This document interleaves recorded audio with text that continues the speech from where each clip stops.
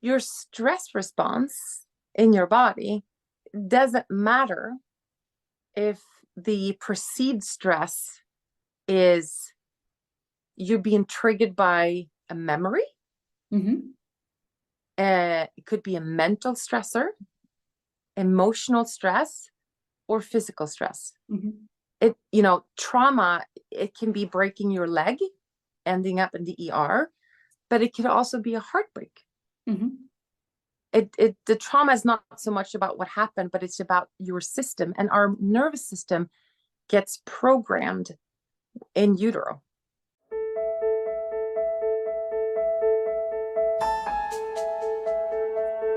Hi, everyone. Welcome to this week's episode of the Sleep Like a Boss podcast, where we're going to talk about the nervous system, which is a huge part when it comes to sleeping. And I have a wonderful guest. I'm so excited. I have Louise Tjernqvist with me, and I'm going to introduce her to you. She is not just a proud mom of two. She's actually a two-time Olympian. She's won an Olympic medal, and she started traveling the world at 14 years old, which is something that I personally can't even imagine at that young age, and then being competitive in a sport and growing in that and being successful. And today she actually is not like purely in the athletic field anymore, but she teaches what she wishes she knew 30 years ago as an athlete, but also as a lost, lonely teenager, trying to make sense of low self-esteem, of feeling like she never fitted in, and that she was just too much and very alone. And it's basically what she describes as the art and science of recovering mentally, physically, and energetically. And today she works as a functional medicine practitioner with a focus on recovery and nervous system regulation. And she coaches top athletes as well as people who have CPTSD, people with autoimmune conditions, and people with all kinds of mental and health challenges, just to help them ground their bodies, get back into their bodies, feel themselves, balance their nervous systems, and with that, get that energy. And I think that spark back, right?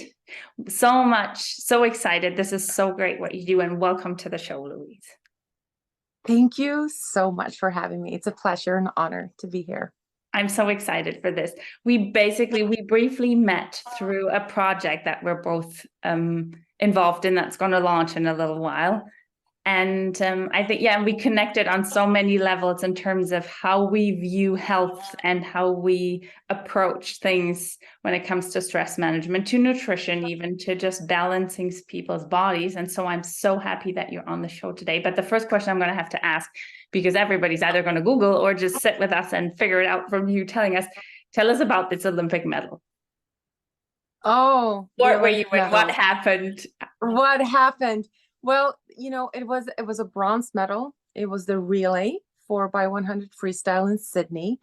And it was really, you know how you can kind of lose a silver medal, because it's a tight pair with a gold, but this was a real true victory of a bronze medal.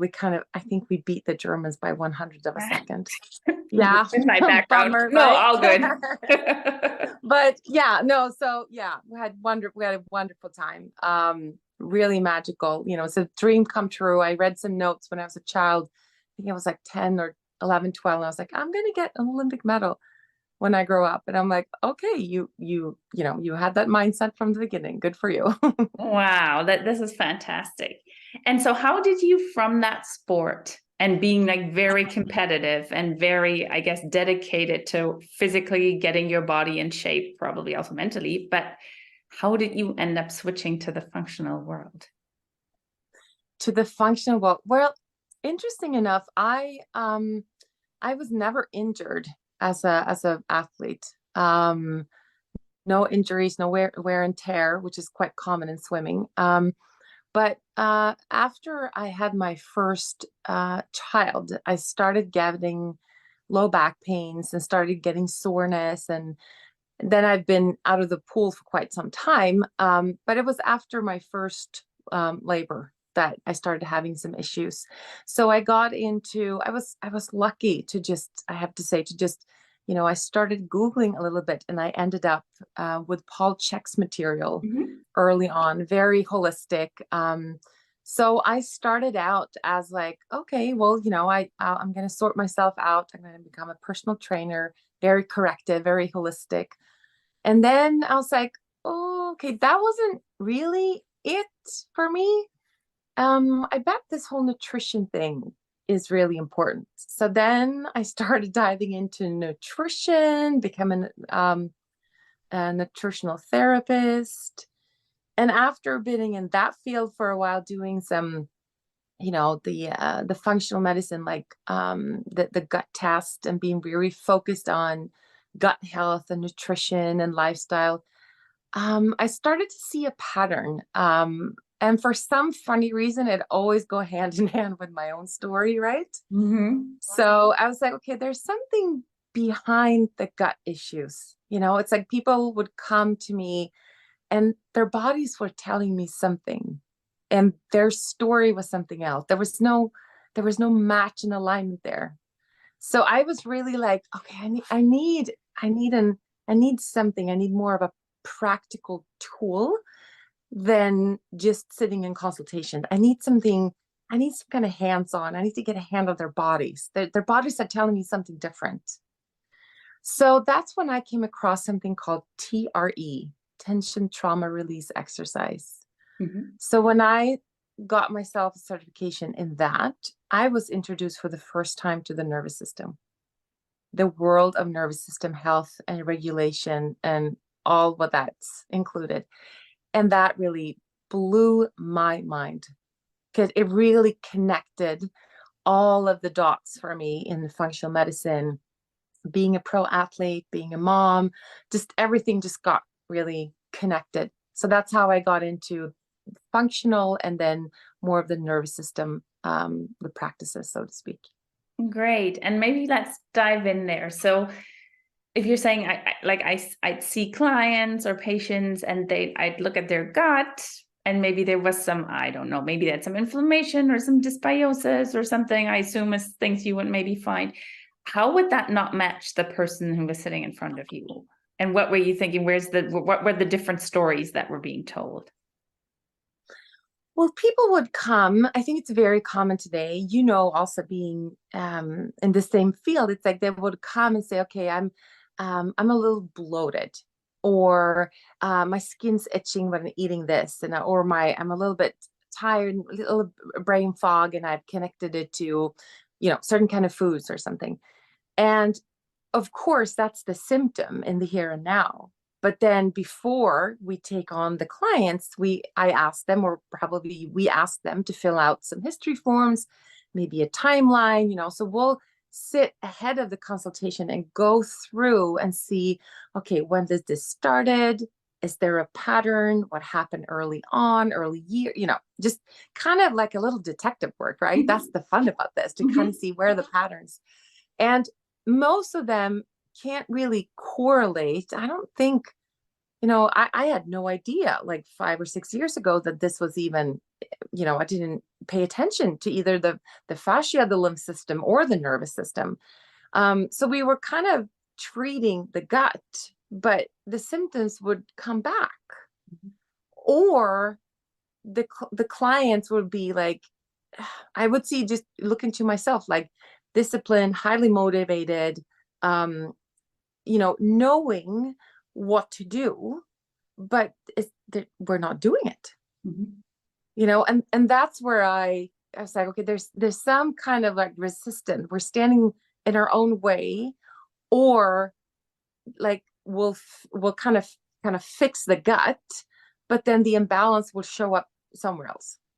So we're Yeah. not really getting to the root cause of it, even though we're doing everything by the book. We're doing everything what the protocol tells us to do. The amazing thing with people, it's like we're so complex, and there's so many things that come into play. When I don't have to talk. I'm just thinking the enteric nervous system, right? We have the gut and the brain connection, so we can eat as healthy as we want, but if we have a negative mindset, that diet or whatever, it's not going to be as effective. It's so interesting So, right? to say that, because like I think I'm the textbook example for why this is important, because I used to be also like very sporty, and I always thought I ate really well and went into nutrition, thought I'd optimized everything. Still, I burnt out. Still, my gut was a mess. Then I fixed my gut. Then 2 years later, it just popped up again. And it's exactly that thing, there's underlying issues that have been stimulating my nervous system. Right? Like, and in my case, and I've talked about it on the podcast so people know, like it was trauma. It was a bigger trauma. And there was also some small things that still kept triggering me all the time.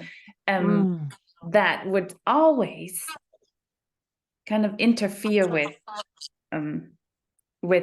gut health and with overall health, I think. So, but maybe we can dive into that a little, and maybe tell us a little bit about the nervous system. Like you were talking about the gut-brain connection. Right. What is happening? What state am I in? How do I know if my nervous system is in a good state or not in a good state? Right. Well, excellent question. How many hours do we have? No, I'm going to try to make it as simple as possible. And I'm just going to look at it from my perspective. I really am I use the polyvagal theory, which is a fancy word for what Dr. Porges is presenting to the world, his amazing world. So I think that if we look at the nervous system, there is a little bit more to it than just autonomic and sympathetic, parasympathetic. Like you're either gas or go, go, go, or you rest. So Stephen Porges' work is that they've kind of divided it up into fight, flight, freeze. So when I describe the nervous system, I would say we have one part of us that is when we feel very grounded, we are creative, we feel safe, we connect with other human beings. That's like social engagement. That's what we, can feel safe and relaxed in. This is where healing takes place, right? Then we have this fight flight state that we will go up to. It doesn't have to be bad or anything. Stress can be good. That's how we perform a sport, or we get prepared for a talk, or we get our to-do list done sometimes. So it's doesn't have to be bad as long as we come down, right? So it's when we come down to the social engagement. That's where we want this regulation of recovery, so we can, speed things up a bit and take a little bit pause. Speed things up a bit and take pause. So the next step, if we stay in fight, flight for too long and don't come down into this healing social engagement phase, the body will eventually be usually smarter than the mind and go into a freeze, which is could be a functional freeze. You can be thrown into freeze or something. That's kind of when the body says, okay, this is not going to work anymore. Whatever happens, what the load on the body, the allostatic load is too much. I am going to shut down for now. Almost like the bears will go into hibernation. At a mitochondrial level, we will shut down our energy reserve.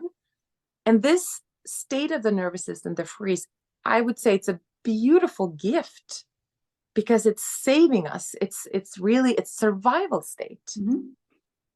Not super comfortable to be there, I would have to say, right? Could be very numb.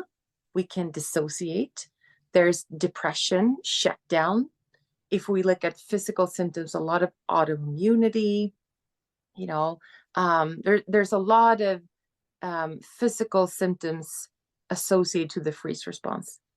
So if we look at the nervous system like that, it is going to be involved, obviously, in everything, in our whole physiology. And it's kind of what they say, being thrown into the trauma or the freeze response. There's another word that I like even better. It's like the overwhelm.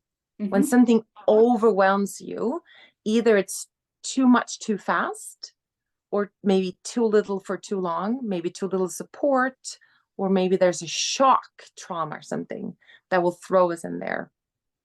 That will, kind of keep us alive, but it's a very compromised way of living. Absolutely. I'm just kind of reliving a bit of my station here with it. Yeah.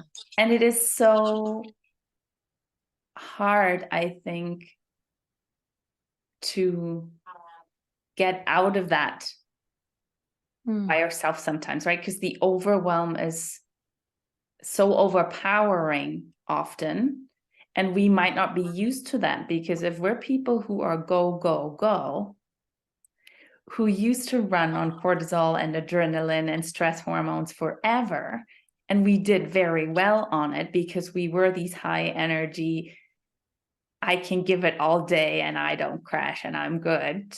And then the body tips in the total opposite direction. Yeah. It's even that alone is completely overwhelming to somebody who has never learned to rest. Yeah. Really. No, absolutely. There's a couple of patterns that I am learning through the biology of trauma certification with Dr. Amy Appigan. And one of the things is that when something hits you, like maybe it's a cold or it's an infection, and you don't bounce back from that the way you used to, that's an indication that the system is too overwhelmed. And like you say, a lot of us, including myself, that had to shut off and like disassociate quite young, I say it's a gift and a curse, it, pardon the language, it preferred being in the freeze from early in life.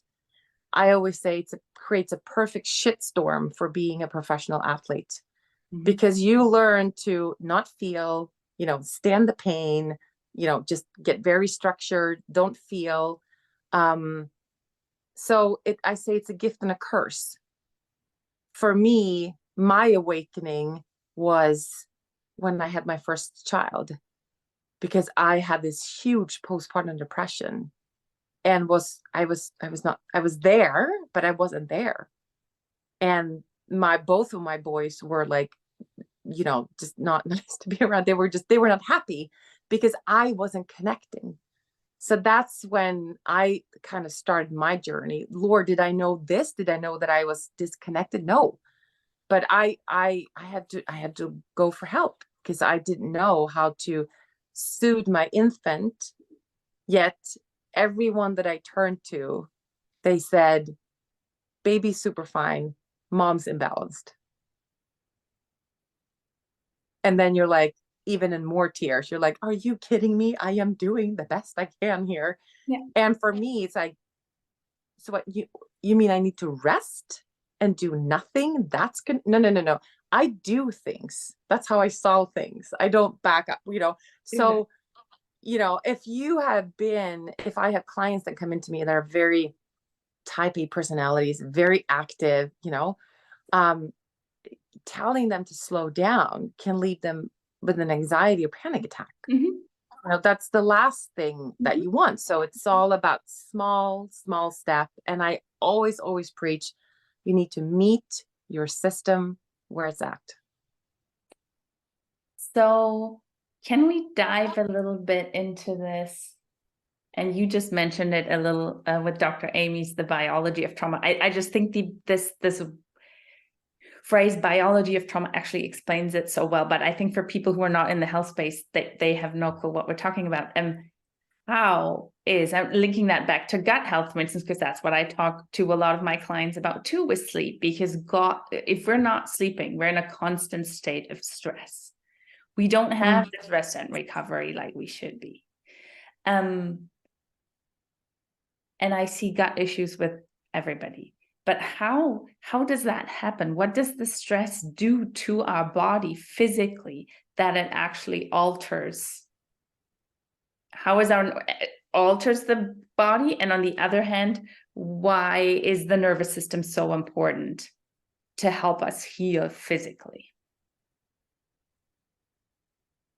Well, if we look at it, I would explain it like this. If we can agree on that when we are in this, parasympathetic social engagement stage where we have like homeostasis, it's like a fancy word for balance.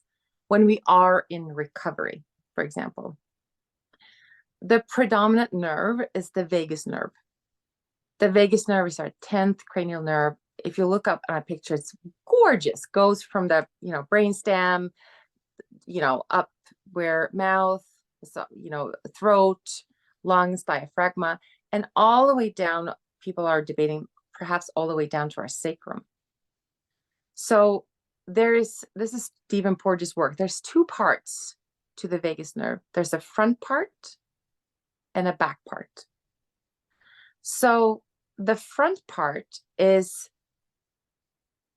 kind of in charge and ahead of this cozy connection, grounded feeling. So it goes kind of around our face, goes around our the lungs and diaphragm. So when we do perhaps some light breathing exercises, we might use chanting, or if we're singing, we're kind of activating and stimulating this vagus nerve, the healing part of our body, right? The other part, the back part of the vagus nerve, runs from the diaphragm and down, which involves our whole digestion and gut area, right? So that is the frozen part. So that means if we are in a frozen, if our nervous system is in freeze or overwhelmed, that means that our whole digestion is compromised. And I don't have to talk about what the importance of gut health, right? That's where we have most of our immune system. That's how we digest, I would say, life, but we digest food. We absorb nutrients that we need for healing.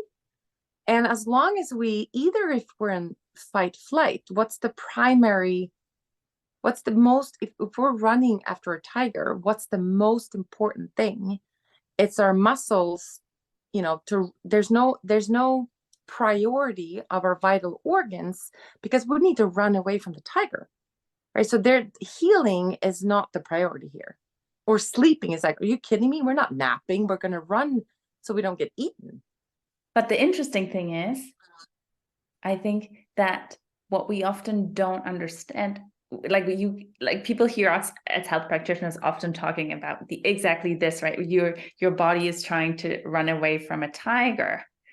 And people are like, what the heck? Like, I'm never running away from a tiger. No, unless you live somewhere, I don't know, in India or Russia or somewhere, you're probably not running away from a tiger.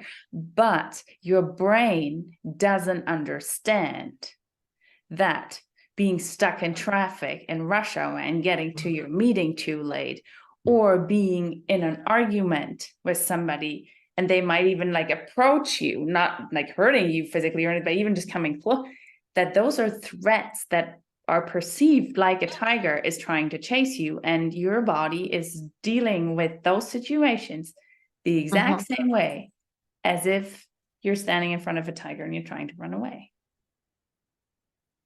That is right. That's right. Your stress response in your body doesn't matter if the perceived stress is you're being triggered by a memory. It could be a mental stressor, emotional stress, or physical stress. Trauma, it can be breaking your leg, ending up in the ER, but it could also be a heartbreak. The trauma is not so much about what happened, but it's about your system, and our nervous system gets programmed in utero. That's how early it starts, right? And we learn to self-regulate from our caregivers. So if we have caregivers that can't regulate, we need to learn this by ourselves when we're infants. And the easiest way to deal with this most often is to, being an infant and not being helped to regulate, meaning that, I scream because I'm hungry, or I scream because my diaper's full, But if there's no regulation there, if you're not getting your nervous system comfort and soothe, most babies would then, be quiet and disconnect. That's the warning sign. I agree. And I think often, like as a parent myself, where I see that is that you learn your triggers once you have a child, because they push your buttons all the time. Oh, yes.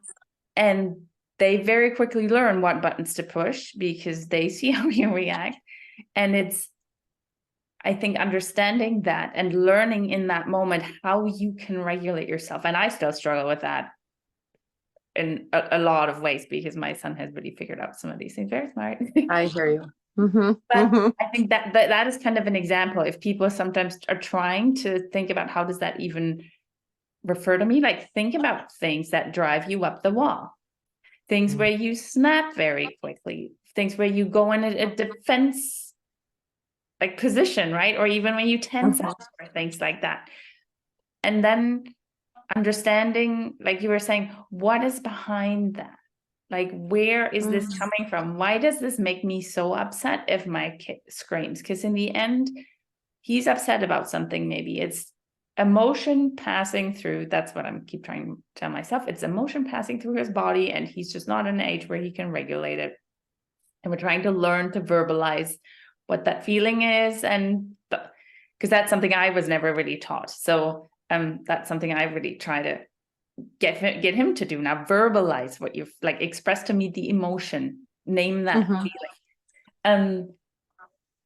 Rather than, and then he self-regulates so nicely once he feels heard. And it's like, oh, mom understands I'm frustrated, or she understands I'm embarrassed, or I'm feeling stupid right now because she expected me to know this, but apparently I didn't, and I know. And if we then just talk about it, like, their temper tantrums go down, but we seem to have these inner temper tantrums that we then kind of push down somewhat because we don't want to burst out all the time. And that kind of literally eats you and your gut lining and everything up from the inside, I think. It does. Doesn't it? No, it does. You said so many great things. And you got, I said in the beginning, you're gonna have to guide me if I go the wrong. But since the nervous system is so involved in everything, one of the things of being in a freeze is leaky gut.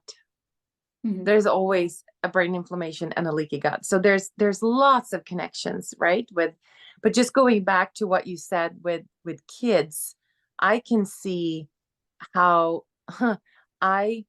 first of all, we, the social engagement part, it's not myelinated yet when we're born. So that's why we need to learn this from our caregivers. And, I look at this, and the best way for parents to help their kids with their nervous system is to start working on your own.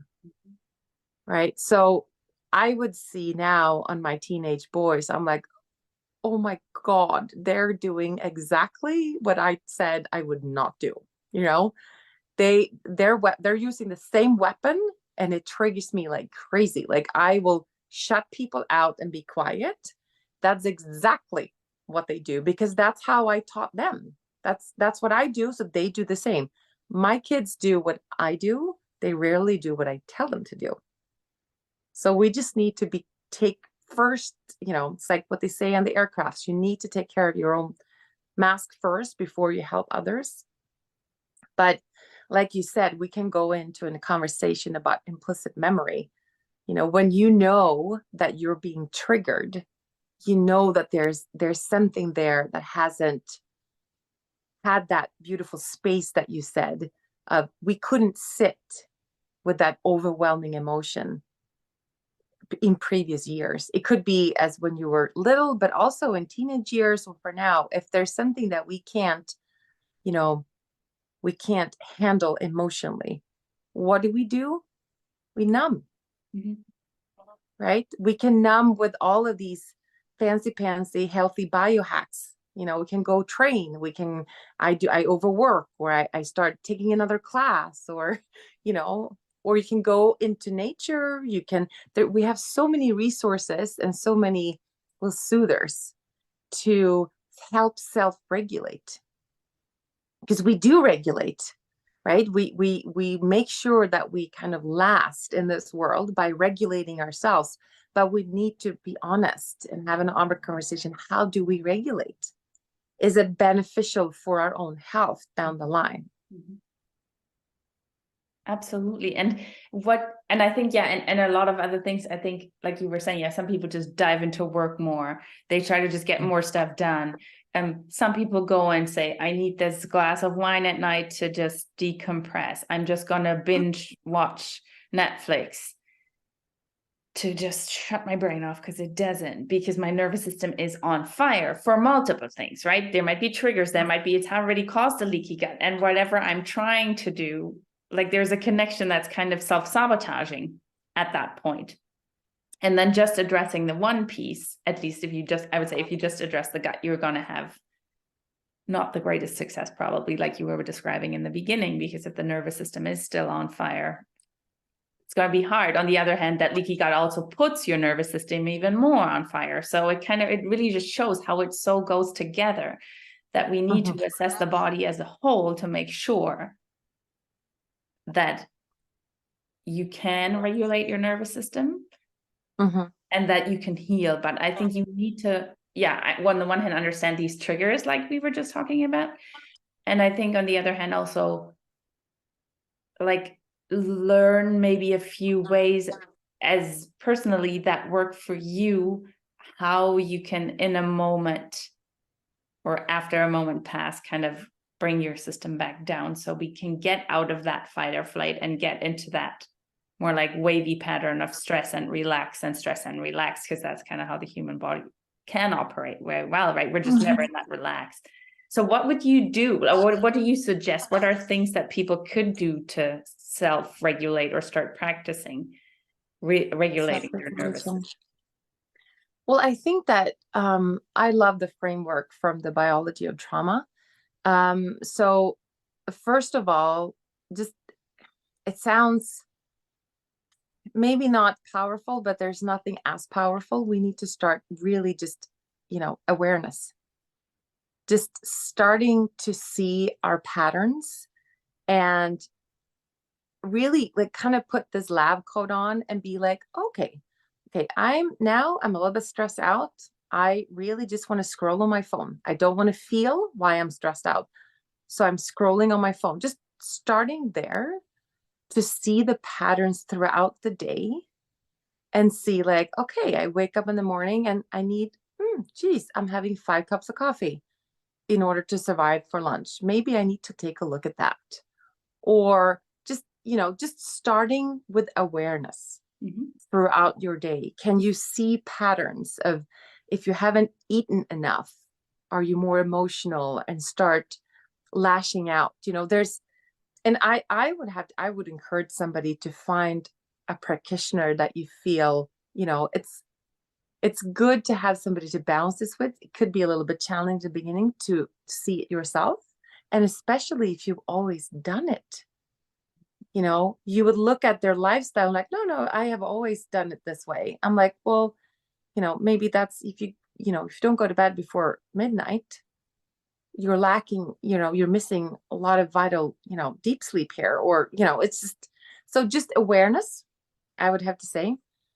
If we are talking about people that are in more of like fight, flight, freeze, especially freeze, in order to get out of freeze, we primarily need 3 things. We need time, which means patient, which means that is usually a count is 0. No time, energy. That's why we need to address the biochemistry, and safety. We need to work on a cellular sense of safety, because overwhelming trauma is signified by disconnection to self. Something happened that was so uncomfortable and so scary. So in order to survive, we disconnect. So we need to bring ourselves back into the body with the deepest respect, because this place can be stored with uncomfortable memories. So we really need to work on titration. This is not something that we just do over a weekend and just, tear the band-aid off. That's not how because the body's gonna, as we work on safety, things will come up to us to deal with. We don't need to go look for it, but just that sense of safety, what that might be for you. So that's going to work on somatic exercises is something where I start with most of my clients, and I do daily myself. Can you explain what that is? Because I think a lot of people don't know what that is. What are somatic exercises? So somatics, there's a lot of fancy terms here. Somatics just basically means body. So body exercises. So body awareness. So today I was guiding a client through a body scan, which means that I think she was actually standing, and I was guiding her from head to toe. And amazing insight. She said to me, I lose you. Like my head just starts spinning. I can't even focus on your words.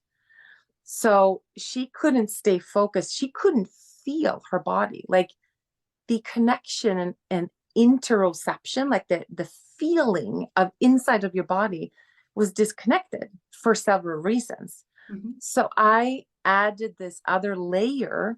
I'm like, okay, if I tell you to touch your feet, I want you to really squeeze your feet so you can actually use that sense as well. So she's using her hearing. She's also using the touch. So I said, okay, now just move one hand to the knee and squeeze them both. Can you feel the difference between your knees and your foot? And she's like, oh, okay. Right, I'm getting this, So it's really about going into the body and registering what your system prefers. So for me, and there's no menu or recipe here. We need to try different exercises. For me, I get very calm if I put a blanket over my shoulders, for example, or I would place my right hand over my heart. That makes me very calm. If I do it the left, not so much. Feels a little awkward. So we really just need to go on an exploration journey of how can I set myself up for safety? Does that mean that if I'm going to have a speech, for example, or do a lecture, do I want to have high heels, or do I want to have sneakers on? What do I feel comfortable with? And there's no right and wrong answer. It's just making sure that you provide safety to your system. Mm-hmm. Which is, I think, a lot of times really, it's really this looking at yourself and not what an expectation is from the outside. Right? I'm just thinking about that example with the high heels and the sneakers, right? It's like, no, don't make life harder on yourself than it has to be. And that example you were just giving with the lady can't feel her body. Sometimes people are like, how can that be? And I was like that too, when people were like, yeah, just sleep over it. Like, what's your gut telling you? I'm like, literally, my gut's not telling me anything. Like, I'm going to logically make this decision. And people are like, no, there's decisions in life that you tend to sleep over. Like the big things, you kind of say that I'm going to sleep over it, or what's your gut feeling? And I was like, I don't have that.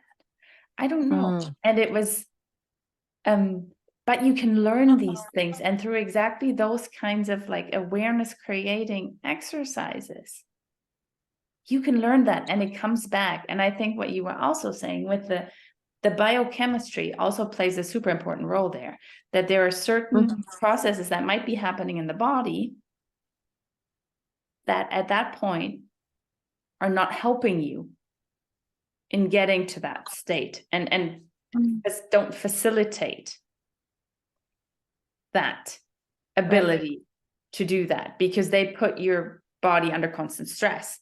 And if we can break those up with nutrition, maybe with supplementation, and have you support your nervous system, then you have all the building blocks that you need to do that work and see success in that work, I think. I don't know, do you agree? No, absolutely. And you know, as well, that's what makes my job the best job in the world, I think. It's just like we need to be creative with the client and seeing, okay, where are you at? I can have this in my world, like, okay, this is the way to go plan. But if the client's like, this doesn't, no, like, I can't do this. I'm like, okay, then, all right, maybe we can do 1/10, or we do half, or they're like, which is very common when these type A personalities, me included, would say like, okay, I hit the wall and now I am going all in and I am doing ice bath and breathing and TRE and the supplements and, you know, so, and I'm like, okay, we're using the same drive that got us into overwhelm in the first place. I'm like, and I have to be sorry to say, me included, it's like, it doesn't matter what you tell them. They need to hit the wall one more time before, like, you need to listen, you know, because they're, you know, that's their strength. That's their mentality. That's what's taken them where they are in life. So that's automatic for them. You do it 100% or you don't do it. No, there's no middle. So in this work, there's, uncomfortable patient to be taught, right? And the mind, which is, I think, is so beautiful. And this is kind of ties back to what we said in the beginning, with people coming with gut issues. And I can see that there's something underlying, is that your mind, you're like, oh, I'm safe. Like, I am so safe. But the body's like, I don't trust you whatsoever. You have been not listening to me for decades. You haven't paid attention to my signals.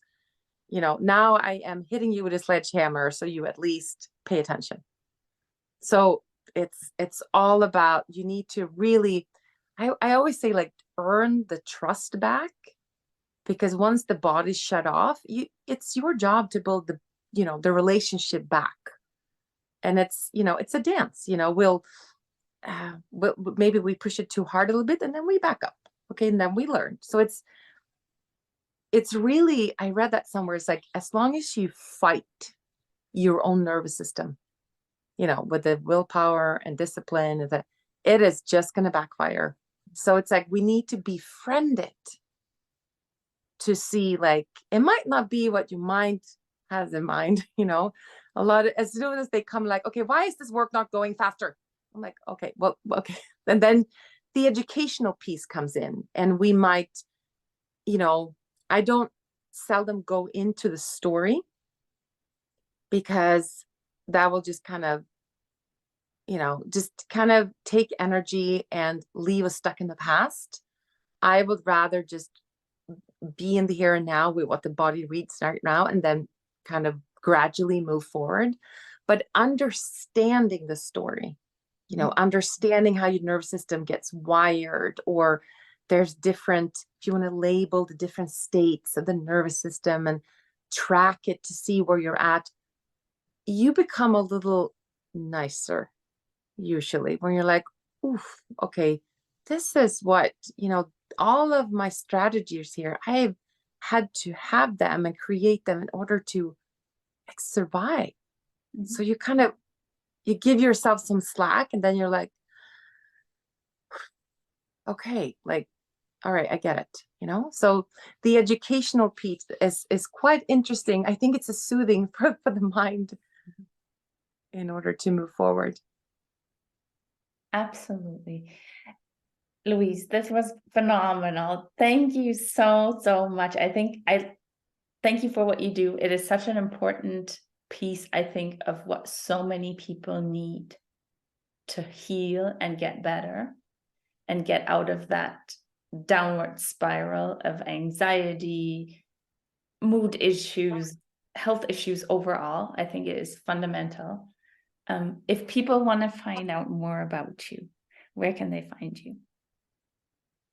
Well, the best way is to go to my website, louisetjernqvist.com, and there either look around or set up a free international call to see that we kind of rhyme. And also follow me on Instagram, perhaps, just to see kind of how I work, if that rhymes with your system, so to speak. Yeah. Awesome. Thank you so, so much. And everybody check out Louise's website, go on her Instagram. I'll link everything in the show notes, and we're looking forward to seeing you next time. Thank you. Thank you for having me. Thank you.